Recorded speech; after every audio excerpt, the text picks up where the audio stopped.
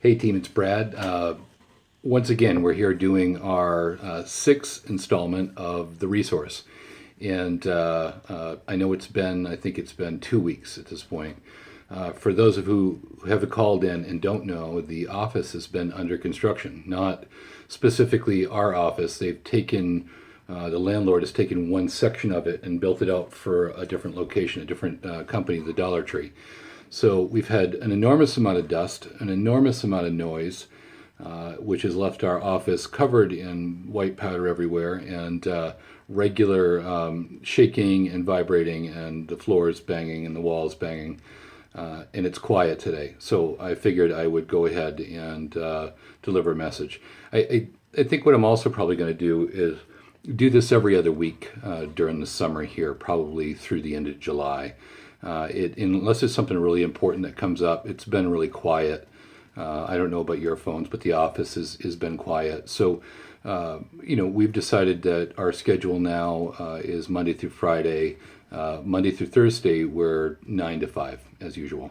But on Friday, we are 9 to 1. So if you're calling the office and you're not getting anybody, that's why. And I think, I'm not sure that we've updated our outgoing phone message, but we're going to get that done too. So keep that in mind if you're trying to reach. So let me get right into this. This is probably going to be a little shorter, but I want to get right to the point on a couple of things. So I've got my trusty list here and my notepad. First thing, I want to talk about some compliance related things that, as time's gone on, I know in these last few messages I've mentioned compliance.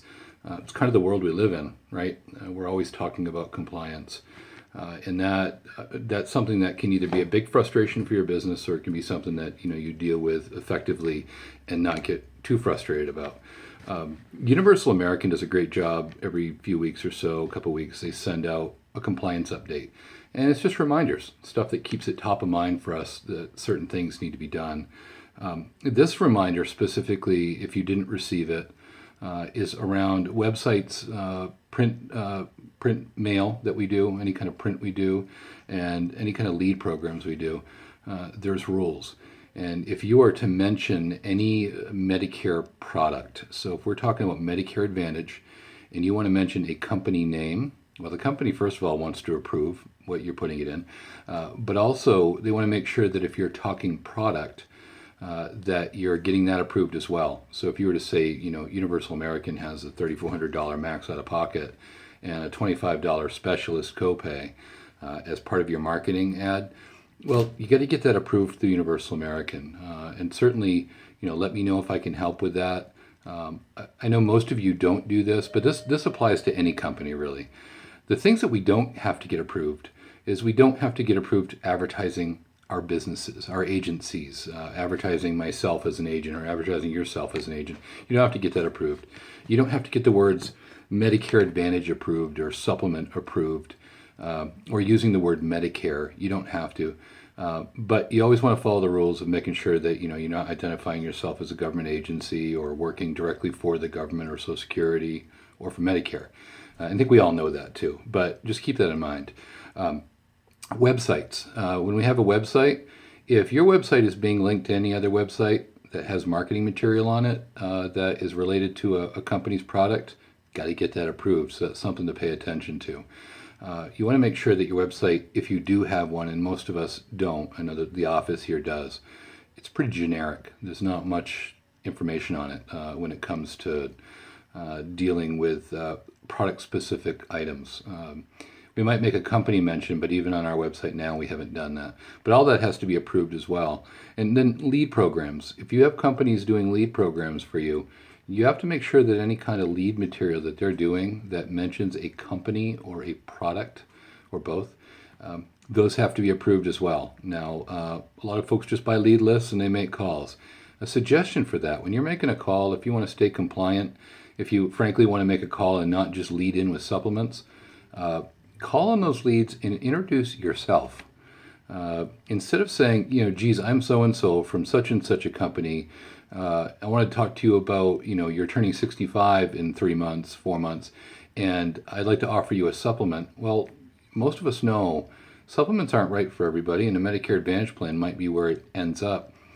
Instead of going in with a product type, just lead in with hey, For instance, I'm Brad from the Senior Planning Center, and I wanted to talk to you about helping you make the decisions necessary to get a Medicare plan in place.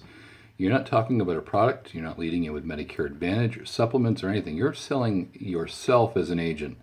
And that can be a really great way to go ahead and make connections with clients and remove the stigma of, I'm trying to sell you something. Really, you're just trying to sell them your service, who you are as an agent, your experience and why meeting with you could be valuable, or meeting with the Senior Planning Center agent could be valuable.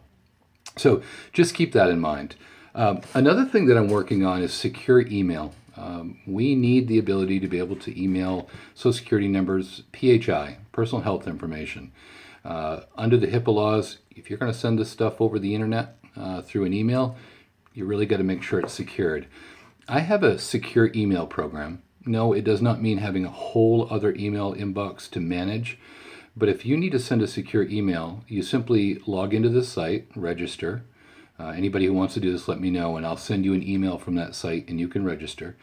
And then you're able to send an email. When the recipient gets it, all they have to do is establish a username and a password, and now you can send secure emails back and forth.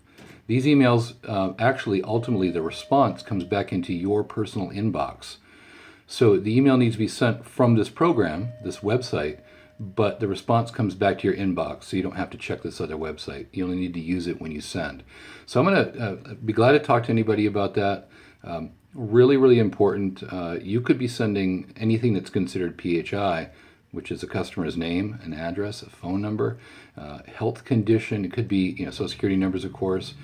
If we're sending that to any company, the company technically has the ability to go and say that you've had a HIPAA violation and climb up your back for that. So let's avoid that. Any help I can be, let me know. There's some updates here I have on this paper. It's certification time. It's coming. And to me, it seems early this year, but maybe I'm wrong. Never been real good on time frames, but let me give you some updates. First of all, AHIP, June 20th.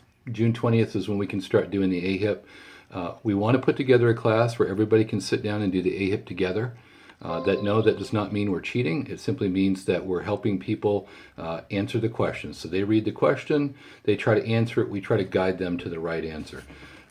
You can fail the AHIP once, you can pass it the second time and be good, but failing it a second time and passing it on your third time, some companies will not reappoint you. You don't want to get down that road.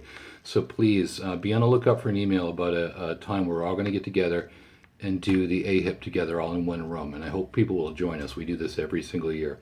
So the 20th, United Healthcare, June 27th, that's coming.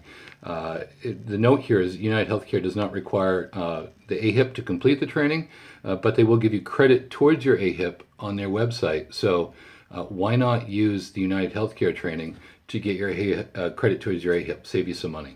Anthem, July 1st, that's a Friday. Want to get that one done as well. Aetna and First Health, Coventry, July 7th. So you want to do those. And then Humana appears to be August 2nd for the MAPD and August 11th for the PDP. So those are just some updates with our bigger companies. For those of you with Martin's Point, usually that's a September thing. We can expect that to be very last minute. They hold their plans close to their chest. So keep that in mind. But those are the updates this week. Like I said, this is going to be a little bit shorter here by about a minute. But guys, I hope your summer is going well. Keep your focus on the P&C agents and in ways that you can build that funnel towards open enrollment. And any questions or any feedback, please let me know. So talk to you guys soon. Enjoy the rest of your weekend.